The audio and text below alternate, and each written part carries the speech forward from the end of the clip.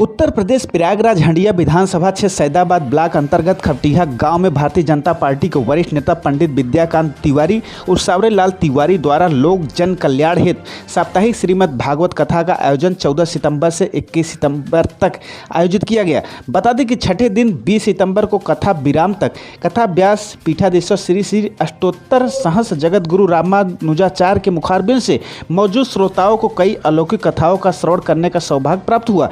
छठे दिन की कथा विराम पर आयोजक पंडित विद्याकांत तिवारी और सावरेलाल तिवारी तथा कथा व्यास पीठाधीश्वर अष्टोत्तर सहस्र जगत गुरु रामानुजाचार्य जी महाराज एवं पुरोहित पंडित रामराज शास्त्री ने क्या कुछ कहा, देखिए स्पेशल धार्मिक रिपोर्ट महेंद्र पांडे के साथ। विशेष प्रसंग रहा वो तो चर्चित प्रसंग पर कंस वध पर रहा, तो क्योंकि कंस वध जो है वो भागवत के दशम स्कंद पूर्वार्ध का जो है चर्चित चरित्र है। तो इसके द्वारा लोगों को ये बताया गया कि समाज में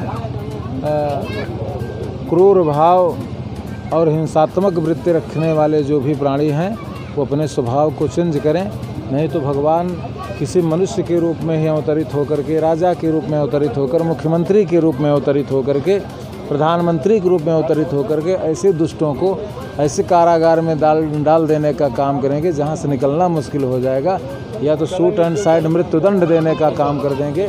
इसलिए सभी समाज को और राष्ट्र को, देश को ये बताया गया कथा के माध्यम से सभी अपने अपने आचरण सिस्टम पर जो है विधिवत जिस प्रकार से शास्त्रों ने व्यवस्था बताई उस प्रकार से चलने का काम करें। दूसरी कथा का जो रुक्मिणी स्वयंवर था वो कल बताया गया था, आज थोड़ा सा उसको विस्तार से वर्णन किया गया। और तीसरी कथा में मगध नरेश जरासंध जो पूर्वोत्तर भारत का राजा था उसका भी भगवान ने विनाश किया, और चेद नरेश दमघोष के पुत्र शिशुपाल जो पूर्व का रावण था उसका भी राजयज्ञ की प्रधानता में भगवान ने सुदर्शन चक्र से सिर काटा। और बाकी कुछ कथाएं आज बची है। बीच में अंतिम में सुदामा के चरित्र पर जो है विस्तृत प्रभाव डाला गया कि समाज में ब्राह्मणों का सम्मान जिस प्रकार से पहले आरवासीन में था, भगवान राम करते थे, भगवान कृष्ण करते थे, आज भी समाज में ब्राह्मणों का वही सम्मान होना चाहिए। और जो नहीं करता तो वंश किरह द्विजनहित कीन्हें कर्म को हों स्वरूप ही चिन्हें।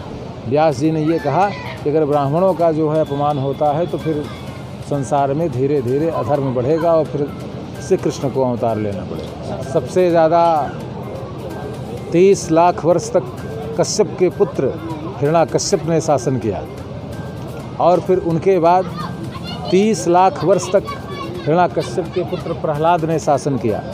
फिर उन्हीं के पुत्र नमुष ने भी 15 लाख वर्ष तक शासन किया। फिर विरोचन उनके पुत्र, उन्होंने 30 लाख वर्ष शासन किया। फिर बलि का शासन काल 40 लाख वर्ष तक रहा। ये ब्राह्मणों का शासन कम से कम 1-2 करोड़ वर्ष तक रहा। क्या संदेश देना चाहेंगे भक्तों को कल? अब भक्तों के लिए कल अंतिम कथा है। सभी भक्तों के लिए ये संदेश है कि कल की कथा में कलयुग का विस्तार से वर्णन किया जाएगा, और मार्कंडेय भगवान का महामाया दर्शन और अनेक कथाएं जो भी भागवत में बची हुई हैं उन सब कथाओं और कहानियों के माध्यम से लोगों को संस्कार और सिस्टम देना।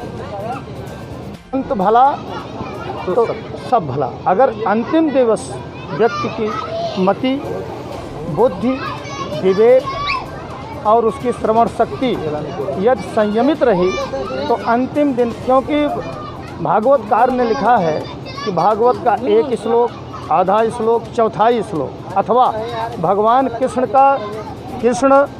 न कह सके, केवल क्री मात्र अगर उसके मुख से निकल आए तो क्री जितने नाम हैं असंख्य भगवान के, उनमें कृष्ण सबसे श्रेष्ठ नाम है, और ये उन्हीं के चरित्र पर आधारित कथा है।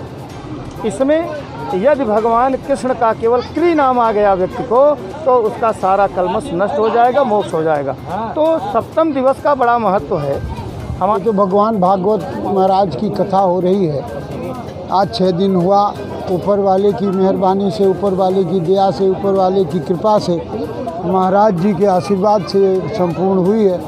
आगे के कल के दिन के लिए भी मैं ये चाहूँगा कि भगवान का आशीर्वाद मिले, मौसम सही रहे, महाराज जी का आशीर्वाद मिले, सारी पब्लिक आए तो बड़े सुख शांति से ये कथा सुन सके, हम भी उन अतिथियों की सेवा कर सकें, उनका सम्मान उनको दे सकें, जनता का मान कर सकें, यही हमारी भी इच्छा है।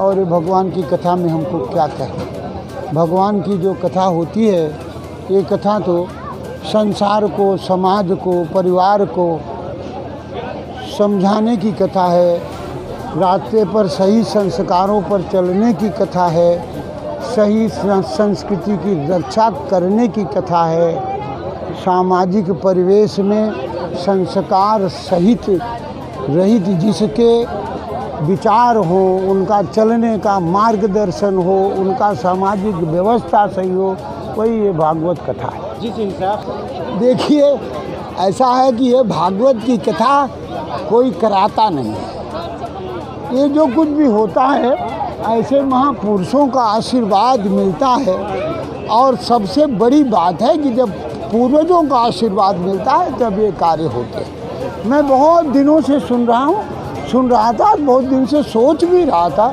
कि ऐसा कार्य करूँगा, लेकिन कभी ये व्यवस्था नहीं हो पाती। इस बार हमारे मन में एक बात आई कि इस बार हमको भागवत कथा करानी है, और भागवत कथा कराने का मेन कारण बन गया हमारे परिवार के हमारे बड़े भाई, हमारे चाचा जी के लड़के, बड़े लड़के, हमारे भाई का बड़ा लड़का।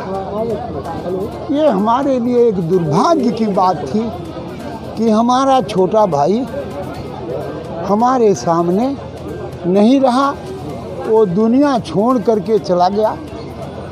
मैं उस दुख को व्यक्त तो नहीं कर सकता हूँ। जब किसी व्यक्ति का हाथ कट जाता है तब उसको पता चलता है कि हाथ की कितनी कीमत है। महाराज जी यही कथा सुना रहे हैं कि आज के युग में भाई भाई का क्या कर रहा है, बाप बेटे का क्या कर रहा है, पति पत्नी का क्या कर रही है। महाराज ने आज एक बात कही, कौन सी कथा है महाराज जी कह रहे थे, भरत महाराज की, भरत राजा भरत की। महाराज जी कह रहे थे यही भागवत है, यही जिंदगी है महाराज।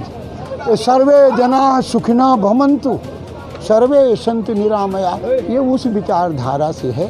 भाई साहब, मैं भारतीय जनता पार्टी का कार्यकर्ता होने के नाते, भारतीय जनता पार्टी हमारे संगठन की विचारधारा, सबसे पहला शब्द है हमारे संविधान के अंदर में कि राष्ट्र सर्वोपरि, जननी जन्मभूमिश्च स्वर्गाध्यक्ष।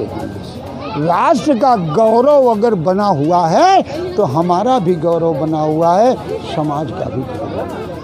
महाराज